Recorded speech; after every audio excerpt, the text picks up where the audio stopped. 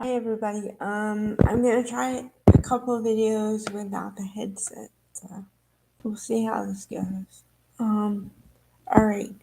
So yesterday I happened to be on YouTube looking around and I saw this documentary on Ron Howard done on the biography channel, which I used to love as a kid. I still do. Because they tell you the stories of famous people and sometimes infamous people. Um, but they start from the very beginning and they tell you everything. I mean, up until a point, obviously, because they have about 2 hours to cover, so they can't possibly tell you everything. But they tell you a lot. Okay, so Ron Howard kind of fascinates me because he started out as a child star. Obviously, he played Opie on the Andy Griffith Show, and he started that role when he was 5 years old. Um, and he played till he was 13. Then he took a year off to go to school and play basketball, actually.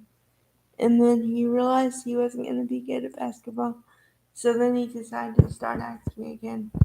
And in between that too, also, he did direct a couple of things, and then I don't know, from 14, I'd say, I don't know. He took a little bit of time off to do school, but then he did Happy Days after that. He played Richie Cunningham um, for 6 years, and then he decided that he wanted to do directing full time. So he quit the show. I mean, he didn't quit the show, but his contract was up anyway, and he just didn't resign, renegotiate. So, then he started directing films. And of course, with him being a newbie and the director kind of a thing, um, it was hard at first to get projects because, you're young and you have to prove yourself. Um, Sometimes when you do indie films, you get some respect, but you don't get a lot. So he worked with Betty Davis, and he's worked with a lot of famous people. He worked with John Wayne in the shootist, or the shootout, or something. Um, I'm not a big John Wayne fan. My dad is a bigger fan than I am. But I am a Ron Howard fan. And his first big picture was Splash. Um, of course, starring Tom Hanks and Daryl Hannah before they were known, so they were unknown. Um, and he didn't have a problem with working with new talent, so thus we got Tom Hanks and Daryl Hannah. And also, interesting note, he worked with Tom Hanks several times after that. Um, and then also he became friends with Brian Grazer, and they became a dynamic team. Now they have Imagine Films where they make their own movies. Um, so yeah, but you say that is lucky or whatever, but he was prepping for what he wanted to do for his entire life since the age of 5. Because in the biography they talked about how he always asked directors, how do you do that? And he asked all the questions, a lot of questions. And he asked producers, what about the production process?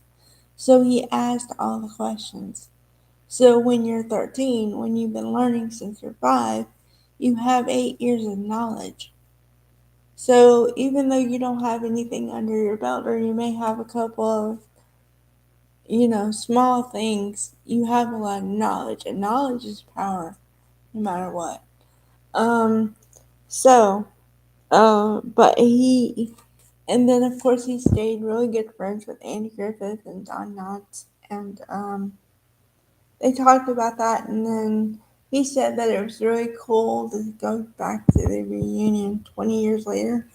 And he said that all his memories weren't tarnished because going back 20 years later was exactly the same. So, um, and then also there's a lovely tie-in with he worked with Jim Carrey on The Grinch That Stole Christmas, but it's a different film, and Jim Carrey was in a lot of pain and stuff because of the outfit.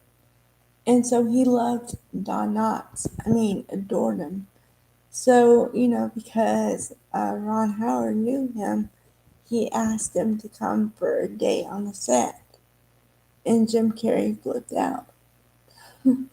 So that must have been pretty awesome. Um, so yeah, it's just for me, I take away don't let anybody tell you you can't achieve your dream or your dreams, whatever they are, even if they seem really far out there, you can get there. All right.